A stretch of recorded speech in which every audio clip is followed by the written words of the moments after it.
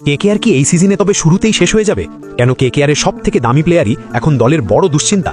আর পাথিরানাকে নিয়ে হঠাৎ এমন কি খবর এলো যা শুনে কেকেআর ভক্তদের রাতের ঘুম উড়ে যেতে পারে? পাথিরানা কি আদৌ কেকেআর জার্সিতে মাঠে নামবেন, নাকি 20 এপ্রিলের আগেই সব স্বপ্ন ভেঙে চুরমার হয়ে যাবে?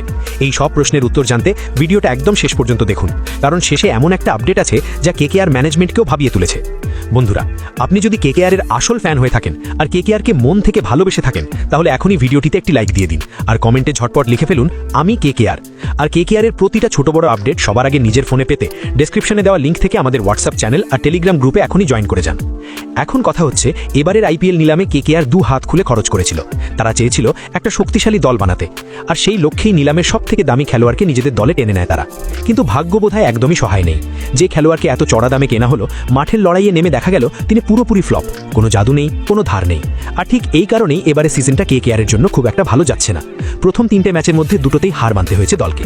মাঝে একটা ম্যাচ বৃষ্টির জন্য ভেস্তে যাওয়ায় কোনো মতে 1 পয়েন্ট পাওয়া গেছে ঠিকই, কিন্তু পয়েন্ট টেবিলে কেকেআরের হাল এখন বেশ শোচনীয়। তবে সমস্যা শুধু রান করা নিয়ে নয়, সমস্যা এখন বোলিং বিভাগ নিয়েও। কেকেআর ম্যানেজমেন্ট অনেক আশা করে শ্রীলঙ্কান বোলার পাথিরানাকে দলে নিয়েছিল, কিন্তু সেই পাথিরানাকে নিয়েই এখন সব থেকে বড় ধোঁয়াশা তৈরি হয়েছে। তিনি চোটের কারণে এখনও দলের সাথে যোগ দিতে পারেননি। ভক্তরা অধীর আগ্রহে অপেক্ষা করছেন যে কখন পাথিরানা বল হাতে দৌড়ে আসবেন, কিন্তু আপডেট যা আসছে তা খুব একটা স্বস্তির নয়। আসলে শ্রীলঙ্কান ক্রিকেট বোর্ড পরিষ্কার জানিয়ে দিয়েছে, কোনো খেলোয়াড় যদি বাইরের দেশে টি-20 লিগ খেলতে চায় তবে তাকে আগে ফিটনেস টেস্ট পাস করতে হবে। পাথিরানা যেহেতু চোট থেকে সেরে উঠছেন, তাই তাকে এই কঠিন পরীক্ষার মুখোমুখি হতেই হবে। শ্রীলঙ্কান বোর্ড এনওসি বা অনাপত্তিপত্র না দিলে তিনি কেকেআরের হয়ে খেলতে পারবেন না। এর আগেও নুয়ান তুষারাকে নিয়ে এনওসি ইস্যুতে অনেক ঝামেলা হয়েছিল, জল গড়িয়েছিল আদালত পর্যন্ত। এখন পাথিরানার ভাগ্যও আটকে আছে সেই এনওসির উপর। কেকেআরের জন্য পাথিরানা কতটা গুরুত্বপূর্ণ সেটা আলাদা করে বলার দরকার নেই। দলের অন্যতম প্রধান বোলার হর্ষিত রানা ইতিমধ্যেই চোট পেয়ে ছিটকে গেছেন। দলের হাতে এই মুহূর্তে খুব একটা অভিজ্ঞ সিনিয়র বোলার নেই। জিম্বাবুয়ে থেকে আসা মুজারবানিকে সুযোগ দেওয়া হলেও আইপিএলের মঞ্চে তিনি সেভাবে নিজেকে প্রমাণ করতে পারছেন না। রান আটকানো বা উইকেট নেওয়া কোনোটাতেই কেকেআর বোলাররা ভরসা দিতে পারছেন না। সেই জায়গায় দাঁড়িয়ে পাথিরানা যদি 20 এপ্রিলের মধ্যে দলে যোগ দেন, তবেই কেকেআর একটু ঘুরে দাঁড়ানোর আশা পাবে।